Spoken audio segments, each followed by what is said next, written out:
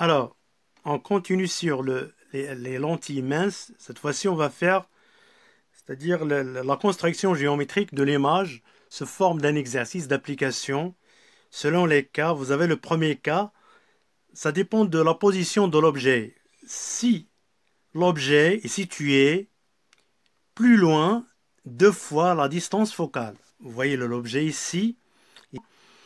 Comme vous voyez, l'objet est toujours perpendiculaire à l'axe optique, comme vous voyez dans le schéma. Et pour tracer son image, nous allons nous contenter de tracer deux rayons. Le premier en rouge qui est parallèle, bien sûr, à l'axe optique. Elle émerge à travers la lentille, puis et traverse F'. Alors le deuxième rayon, il passe directement de B à O, sans déviation pour rencontrer, c'est-à-dire le premier rayon qu'on a tracé. Donc l'image de AB qui est A'B'. Comme vous voyez ici, B est au-dessus de A', B' est au-dessus de A', donc l'image est un peu inversée. Alors, on passe en fait à la constatation. Vous avez ici les caractéristiques de l'objet et d'image. Voilà, les caractéristiques de l'objet et l'image. Comme vous voyez l'objet ici, je vais écrire l'objet comment il est. Il est droit. Donc il est droit. Pourquoi? Parce que, c'est-à-dire l'objet est droit parce qu'il est du bas vers le haut. Alors, la deuxième caractéristique, c'est qu'il est réel. Donc il est réel. Pourquoi? Parce qu'il est positionné à gauche de la lentille. Comme vous voyez ici, il est positionné à gauche de la lentille. Tandis que l'image, pour déterminer ses caractéristiques, il va falloir, c'est-à-dire déterminer sa nature. Donc la nature de l'image, en fait, elle est comment? Donc il est réel. Elle aussi, pourquoi? Parce qu'il est positionné à droite de la lentille.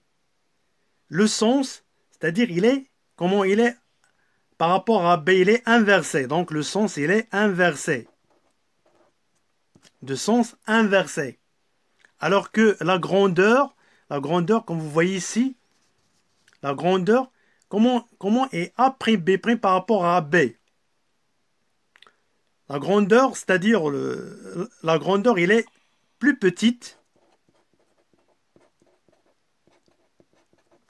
que AB. Donc, A'B' est plus petite que AB. Et enfin, la position, c'est-à-dire où il est placé, c'est-à-dire A'B'. Donc, vous avez ici la distance focale image, deux fois la distance focale image. Donc, l'image est placée en fait, c'est-à-dire entre la distance focale et deux fois la distance focale. Donc, A'B' est placé entre le foyer image et deux fois la distance focale. Bien. Alors, passons au deuxième cas, là où l'objet est situé exactement sur, c'est-à-dire deux fois la distance focale. Comme vous voyez ici, vous avez la distance focale F, de O à F, c'est la distance focale. Deux fois la distance focale, c'est de O jusqu'à 2F. Donc, on a placé, cette fois-ci, l'objet sur 2F. Comment sera son image? C'est la même procédure, c'est-à-dire à travers deux rayons, en rouge et en vert. J'ai simplifié un petit peu le schéma pour gagner du temps. Voilà, on a obtenu l'image A'B', rien qu'avec ces deux rayons, l'intersection de ces deux rayons et une perpendiculaire à l'axe optique. Donc, comme vous voyez ici, comme constatation, voilà, les caractéristiques de l'objet. Comment il est l'objet? Donc l'objet est bien sûr, il est bien évident qu'il est réel. Alors, et puis, c'est-à-dire il est droit. Il n'est pas renversé. Donc il est droit. Tandis que les caractéristiques de l'image, comme vous voyez ici, on commence par la nature de l'image, c'est-à-dire comment est la nature de l'image. Elle est réelle. Donc elle est réelle. Pourquoi? Parce qu'il s'est situé à droite de la lentille. Donc il est réel.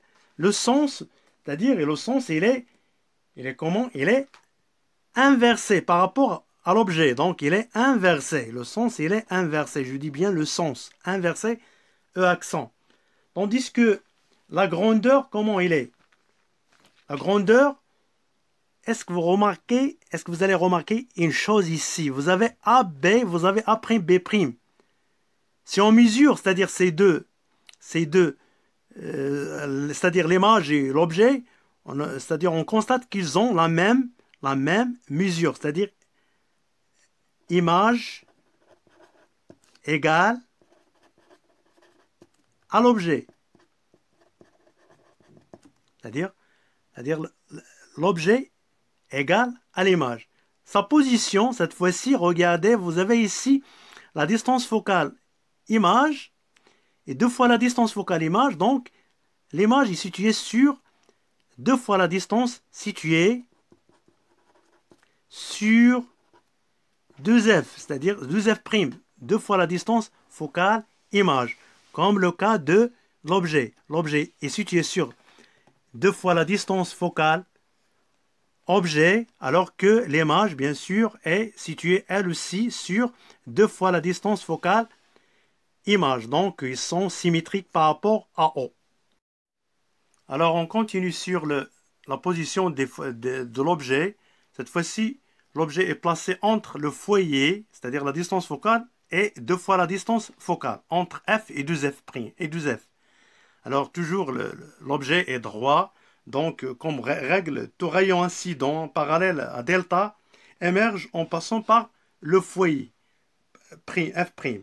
Et une autre règle que vous connaissez tous, c'est tous les rayons passant par le centre ne sont pas déviés.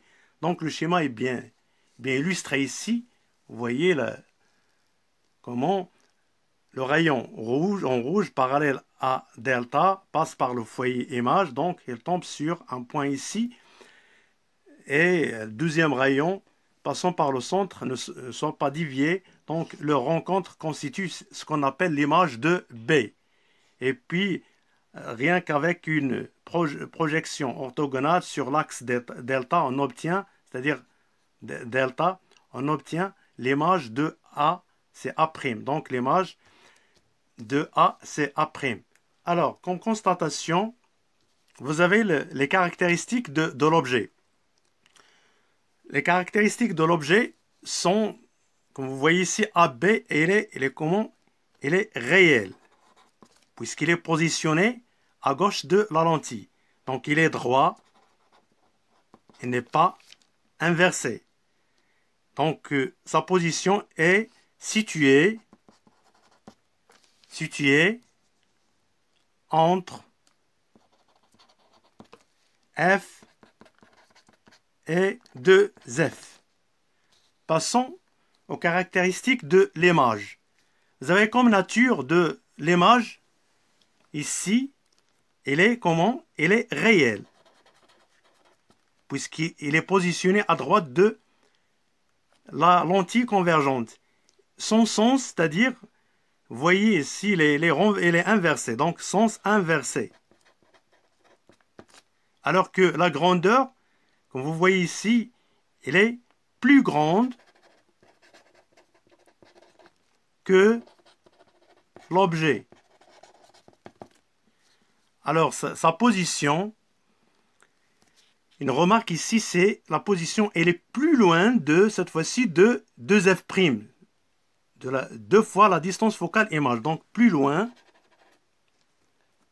de 2 fois, plus loin de 2 fois